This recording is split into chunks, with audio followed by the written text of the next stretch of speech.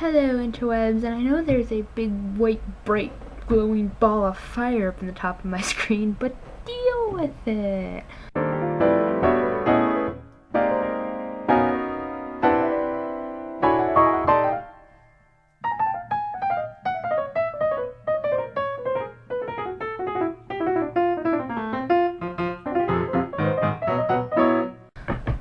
So guys, today, I promised my friend Joshua, who's one of the only 2 subscribers I have.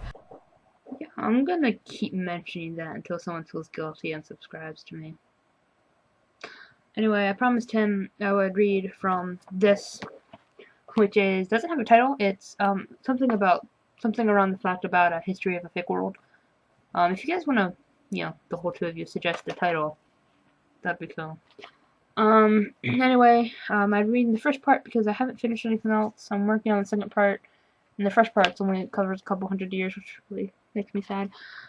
I'm so far behind on that, it's not even funny. But it's the prequel to a book I already finished, or it's kind of like, sort of almost finished, like almost done with it, and it's about like how the civilization got. I don't know where that last video cut me off. But the story is a prologue to a story, like history up to where the civilization is and how it got there. Alright, part 1, History of the Spleans. The humans of Nevermore originated from the sloth. There are many arguments as to the exact nature of when and from what species the original Neanderthals came from. The most common of these speculations is the theory that the first of the actual humans was a mix of a female silver sloth and a male blueback. The first of this new species was born with short stubby legs and arms longer than either of the parents. For the lifespan of that one organism, he, as we are assuming, was the only of his kind. However, around 100 years after his death, there was a landslide in the northern forest that left the silver sloths at an alarming ratio of 9-to-1 female to male. Because of the silver and blue-black's habitats were so close in distance and relation, the 2 species began to breed, and more of the new species arose. For the next couple thousand years, this new species grew in the forest until, through many breeding of other species, they made up most of the northern wood population. Northern woods population, wow.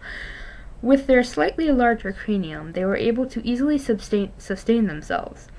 As we continue down the timeline, the species evolves and grows up until they reach a point where things such as houses and a language and a leader. A true civilization had grown over the span of a couple hundred centuries. The first leader, who was really just a powerful man who decided to change the way the species shall work. Wow. This man's name was Spleans. Octo, as he was commonly referred to, was a good leader and everyone loved him. He knew how to throw a magnificent party. He set up a money system based solely on trades of goods and services. For example, Person A would give Person B 23 coconuts if Person B built Person A's son a house. Keeping in mind, house is a term used here loosely to associate a pile of mud which one in his family could decide once dried. To better understand, here's a visual. Wait, where is it? There it is.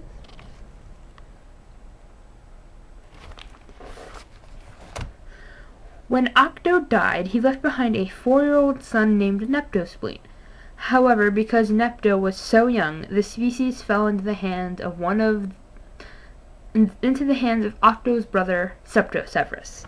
And here's Spleans' little family tree. He married Saita, and they had Unopolis, Doli, Trimius, Tetratom, Pentos, Septo Severus, and then Spleans, who married Naman, and they had Septo Spleans. Septo Spleans was his dad. Yeah. Okay. Septo Severus was another deal. He was a cruel leader. Overall, he did well for his society, but he set up a precedent for absolutism. I can't see the pencil got messed up. I can't read what I wrote. One good contribution that he made was to establish some sort of economic system. That's better. Economic system. Back then, without their knowledge of precious metals, Septo Severus made their money a certain type of small animal bone found in the dung of larger animals. Whether this was a simple hysteria moment of Septo Severus, or because he simply wished to humiliate his subjects, is unclear. With this new system came a more elaborate trade system. Now, person A gave person B 50 bones for a house, and person B gave person A 30 bones for 30 coconuts. Here's another visual. The transition between trade and a currency system went relatively smoothly.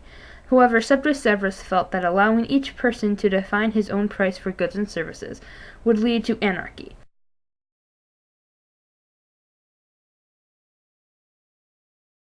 Because his coconuts are only half as good as those of person A, he is unable to continue his work and therefore must find a new job. This happened quite often. A couple years after the prices were fixed, only 1 or 2 people with the best of their product or service still worked. People, such as person C, began to hunt for their money. Instead of digging through the dung or working, the people went out with spears and killed small animals and deboned them. Then they set up a black market to sell the extra parts like fur and meat.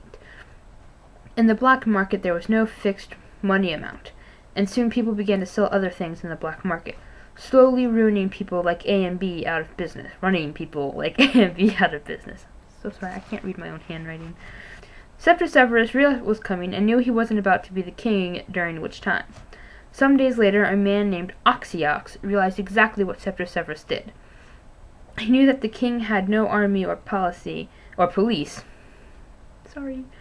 and they would be able to simply overthrow him and go back to a system of trade. Oxyox led a group of people to Septo Severus' house, only to find that Septo Severus had fled, leaving behind his now only 4 brothers. Uno, Pallas, and Dolly already died by this point, with their lives, and the still young, yet now apparently king, 9-year-old Spleans. Oxyox, realizing that these people were not at fault, left them physically unharmed. However, fear struck his followers, who believed young Nepto was to learn his uncle's ways.